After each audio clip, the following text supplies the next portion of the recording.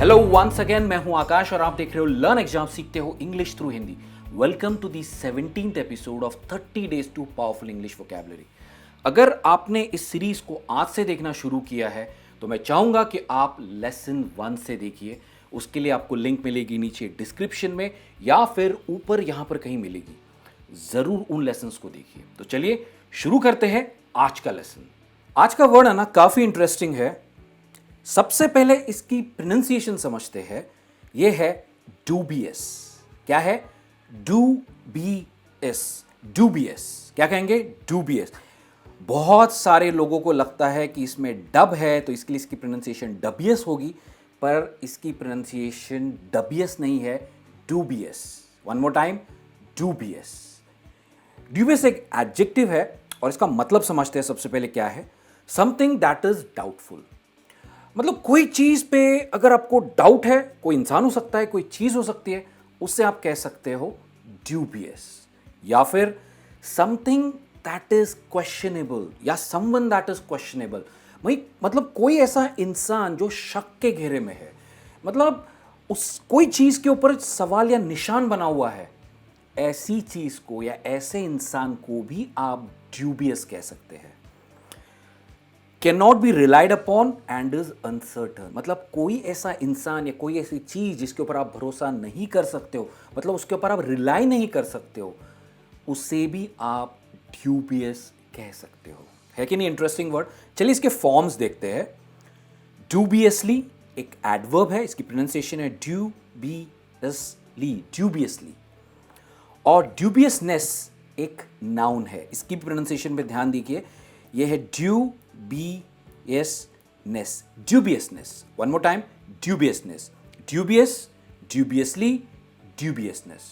चलिए अभी हमेशा की तरह इन तीनों वर्ड्स को हम कॉन्वर्सेशन में कैसे यूज करना है ये सीखेंगे।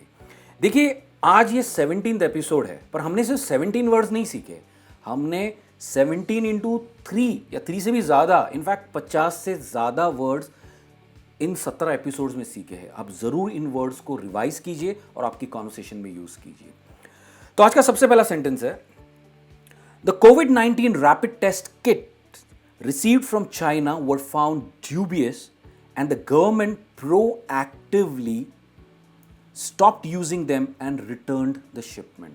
अगर आप न्यूज़ पढ़ते हो तो आपको पता ही होगा, जो चाइना से जो रैपिड टेस्ट किट्स आई थी कोविड-19 के लिए, वो कभी रिजल्ट दे रही थी, कभी रिजल्ट नहीं दे रही थी।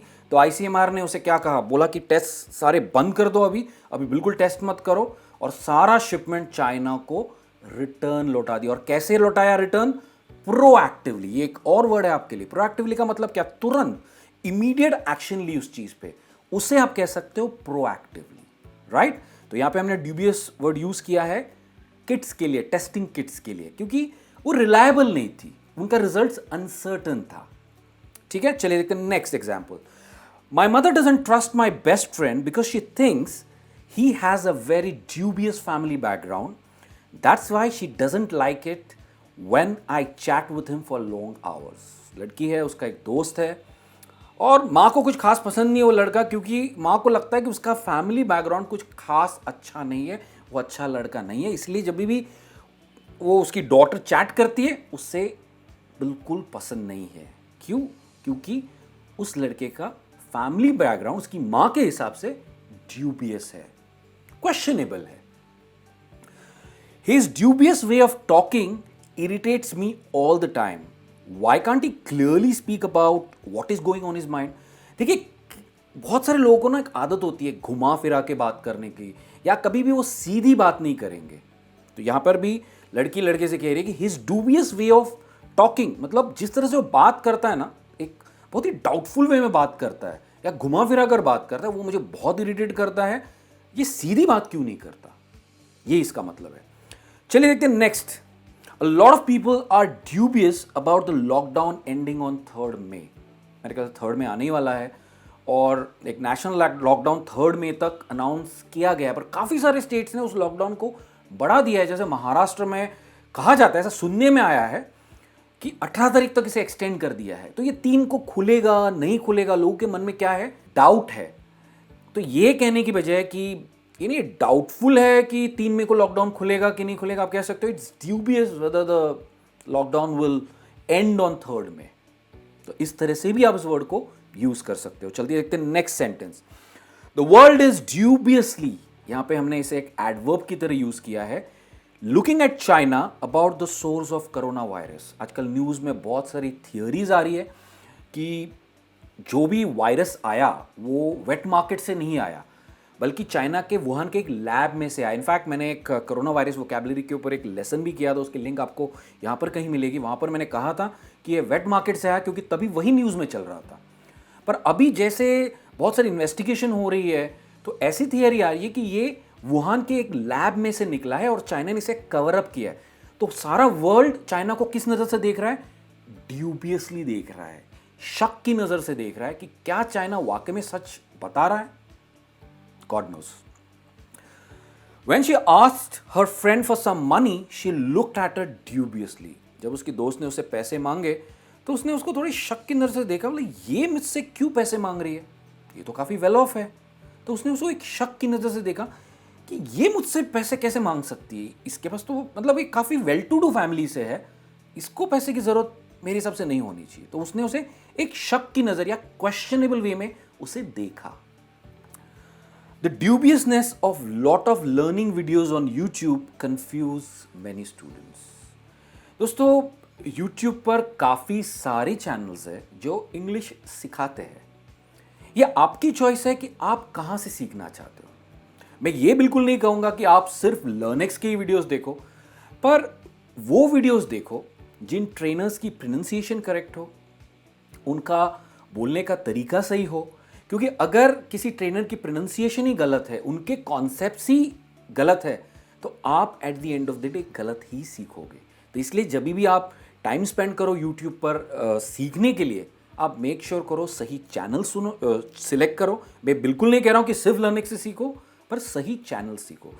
The dubiousness of a lot of learning videos on YouTube confuse many students. कुछ वीडियो जो क्लियर नहीं होते, कॉन्सेप्ट समझ नहीं आते, ये प्रोनाउंसिएशन यहां सही है इस वीडियो में कि इस वीडियो में सही है। पर प्रोनाउंसिएशन वीडियोस के लिए मैं वाउच कर सकता हूं कि हमारे चैनल पे आप डेफिनेटली देख सकते हो। You will never feel dubious about it. After being fired from his job, Karim sat dubiously wondering about getting a new job during the pandemic period. काफी सारी कंपनीज अपने एम्प्लॉयज को ले ऑफ कर रही है। ले ऑफ का मतलब क्या होता है? उन्हें निकाल रही है। क्यों निकाल रही है? क्योंकि कंपनीज भी अफोर्ड नहीं कर पा रही है सैलरीज पे करना। क्योंकि कोई भी कंपनी एक महीना सैलरी पे कर सकती है, 2 महीना कर सकती है, उसके आगे नहीं कर सकती है। और वेरी स्पेसिफिकली स्मॉल बिजनेसेस और मीडियम बिजनेसेस को ये सबसे बड़ा प्रॉब्लम हो रहा है।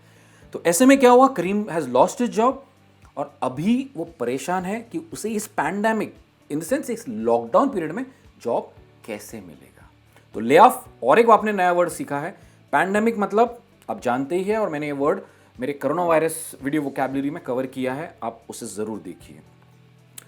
The dubiousness of the job offer got Seema a bit worried. सीमा को उसका ऑफर लेटर मिला, पर ऑफर लेटर पढ़ने के बाद वो काफ़ी डाउटफुल, मतलब डाउट में है कि वो जॉब ज्वाइन करे या ना करे, क्योंकि उसकी जो टर्म्स एंड कंडीशंस है ना, वो क्लियर नहीं है।